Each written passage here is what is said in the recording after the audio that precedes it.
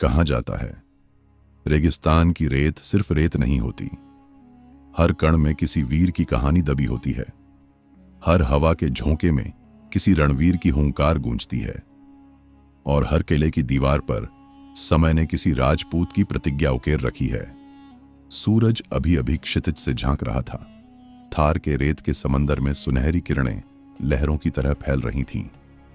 जैसलमेर के किले की बुर्जियों पर वो रोशनी जब पड़ी तो लगता था मानो सोने का किला सच में जल उठा हो। यही वो धरती थी जहां वीरता धर्म थी, जहां सम्मान के लिए मर जाना भी गर्व का कारण था। और इसी धरती पर जन्म हुआ राणा सुमेर सिंह का। सुमेर राणा जयवर्धन का इकलौता पुत्र था। कहा जाता है, जब वह पैदा हुआ तो आकाश में बिजली चमकी और हवाओं ने रेत को उठाकर कगिले की दीवारों तक पहुंचा दिया। महल की वृद्ध दाई बोली थी, महाराज, यह बालक किसी बड़े कर्म के लिए आया है। रेत खुद उसके चरण छूना चाहती है। बचपन से ही सुमेर के हाथों में लकड़ी की तलवार थी। दूसरे बच्चे खिलौनों से खेलते, वो अपनी छाया से युद्ध करता, हर बार गिरकर उठता, हर घाव को मुस्कुराते हुए स्वीकारता।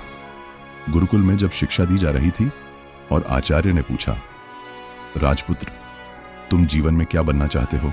सुमेर बोला, मैं वो बनना चाहता हूं जिसे देखकर आने वाली पीढ़ियां याद करें कि राजपूत होना क्या होता है। एक दिन युद्ध की खबर आई। उत्तर से पठानों की टुकड़ियां सरहदें लांघ रही थीं। संधि तोड़ दी गई थी। सभा में सब मौन थे। तभी 18 वर्ष का सुमेर खड़ा हुआ। उसने अपनी तलवार उठाई और बोला, महाराज पिता, आपने मुझे सिखाया कि राजपूत की तलवार केवल रक्षा के लिए निकलती है। अब समय है उस शिक्षा को रणभूमि में उतारने का। जयवर्धन मुस्कुराए, बोले, जाओ पुत्र, पर याद रखना, राजपूत युद्ध जीतने नहीं जाता, धर्म निभाने जाता है। अगली सुबह जब सुमेर अपने 500 सैनिकों के साथ मावठा के मैदान में पहुंचा तो रेत पर धूल नहीं, इतिहास लिखा जा रहा था। सूरज सिर पर था और हवा में तलवारों की खनक। ढोल बजने लगे, जय भवानी, जय राजपूताना। उस दिन सुमेर सिंह ने पहला युद्ध लड़ा और उसने वो किया जो बड़े बड़े सेनापति नहीं कर पाए। पठान सेना की संख्या थी 5000, राजपूत सिर्फ 500। पर रणभूमि में संख्या नहीं, संकल्प लड़ता है। जब तीर आकाश में उठे तो सुमेर ने कहा, भाइयों, हर तीर जो हमारे सीने को चीरता है वो आने वाली पीढ़ियों के गर्व को जन्म देता है। लहू, धूल और सूर्य तीनों मिलकर उस दिन एक दृश्य बना रहे थे जो आज भी जैसलमेर की रेत में गूंजता है।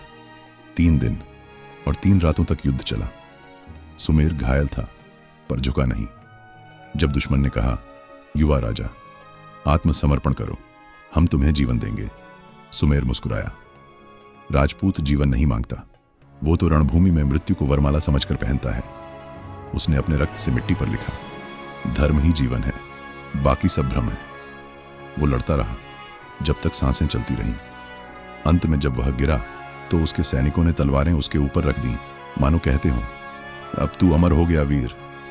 3 महीने बाद कैले में शोक सभा थी। महाराज जयवर्धन के नेत्र सजल थे पर चेहरा दृढ़। उन्होंने कहा, आज मेरा पुत्र नहीं गया, राजपूताना का गौरव अमर हुआ है। राज्य ने उस दिन से एक नई परंपरा शुरू की। हर युद्ध से पहले सैनिक सुमेर प्रणाम कहते और अपनी तलवार जमीन पर रखकर प्रण लेते। जय धर्म की, जय मर्यादा की। पर कहानी यहां खत्म नहीं होती, क्योंकि हर राजपूत की कहानी में एक नारी होती है जो युद्ध नहीं लड़ती पर योद्धा बनाती है। वो थी राजकुमारी मेहरबाई, सुमेर की प्रेयसी। वो हर रोज सूर्योदय के समय किले की बुर्ज पर जाकर रेत की ओर देखती, मानो उम्मीद करती कि सुमेर वापस लौट आएगा। एक दिन जब युद्ध भूमि से सुमेर की रक्त रंजित तलवार आई तो उसने उसे अपने आंचल में रखा और कहा, अगर वो अमर हुआ है तो मैं भी उसकी अमृता का हिस्सा बनूंगी। उस रात उसने जौहर कुंड के सामने खड़ी होकर प्रण लिया, आज से मैं भी उस अग्नि की बेटी हूं जो मर्यादा की रक्षा के लिए जलती है। समय बीत गया, किला अब खंडहर हो चुका है। रेत ने सब कुछ ढक लिया, पर जब कभी हवा चलती है तो लगता है जैसे रेत के कणों से तलवारों की खनक सुनाई देती है। कभी कभी यात्रियों को रात में किले के पास एक प्रकाश दिखाई देता है। लोग कहते हैं वो सुमेर सिंह की आत्मा है जो अब भी अपने राज्य की सीमाओं की रक्षा कर रही है। और उसी प्रकाश के पीछे कभी कभी एक स्त्री की परछाई भी दिखती है, शायद मेहरबाई की, जो अब भी उस तलवार पर हाथ रखे कहती है, जहां तक रेत फैली है वहां तक राजपूताना जिंदा है। हम सोचते हैं कि वीरता तलवार में होती है, पर नहीं, वीरता उस वचन में होती है जो एक राजपूत देता है, धर्म, मातृभूमि और सम्मान की रक्षा का। आज भी अगर कोई बच्चा रेत में गिरकर फिर उठता है तो शायद उसके अंदर सुमेर सिंह का रक्त बहता है। राजपूताना सिर्फ इतिहास नहीं, एक जीवंत भावना है। वो याद दिलाता है कि सम्मान के बिना जीवन और धर्म के बिना राज्य दोनों अधूरे हैं।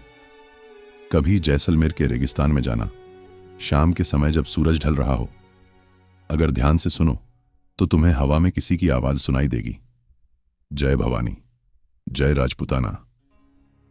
और फिर रेत उड़ती है मानो वो भी उस नाम को प्रणाम कर रही हो। यह सिर्फ कहानी नहीं, एक गूंज है उस धरती की जहां लहू से इतिहास लिखा गया और सम्मान के लिए मृत्यु को भी वंदन कहा गया।